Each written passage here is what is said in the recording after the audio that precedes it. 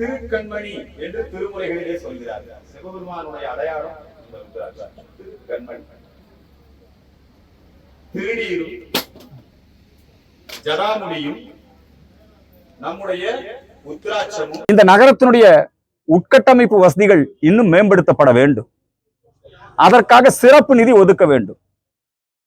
நம்முடைய இந்த திருவண்ணாமலை மிகவும் புனிதமானது, சிவபூமி, நினைக்க முக்தி தரக்கூடிய இந்த ஸ்தலம். இந்த திருவண்ணாமலையில கிரிவலப்பாதை மட்டுமல்ல, இந்த நகரத்திலேயே இப்ப நான் சமீபத்துல பார்த்தேன், போதைப் பொருள் இல்லாத கிராமம் அப்படி சொல்லி போர்டு வைக்கிறாங்க, கஞ்சா இல்லாத கிராமம் போர்டு வைக்கிறாங்க. அது மாதிரி இந்த திருவண்ணாமலை புனித நகரமாக அறிவித்து, இந்த திருவண்ணாமலையில மது மாமிச கடைகள் எங்கும் இருக்கக்கூடாது. வரக்கூடிய பக்தர்கள் மது மாமிசம். என்ன ஒரு பிரச்சனைனா, நேற்றைய தினம் கூட நான் உண்மையிலேயே காவல்துறையை பாராட்டுகிறேன். ஒரு பக்தர் சுட்டி காட்டி கோயில் பிரகார வளாகத்திலே அசைவம் சாப்பிட முயற்சி செய்தவரை தடுத்து அவரை தண்டித்து அனுப்பியிருக்கிறார்கள் சட்டப்படி. பக்தர்களும் இதுல, இந்த திருவண்ணாமலைக்கு வரக்கூடிய பக்தர்களும் இந்த கோவிலிலே ஏதேனும் புனிதம் கெடுக்கக்கூடிய தவறுகள் நடைபெற்றால் அதை தட்டி கேட்கணும் பக்தர்கள்.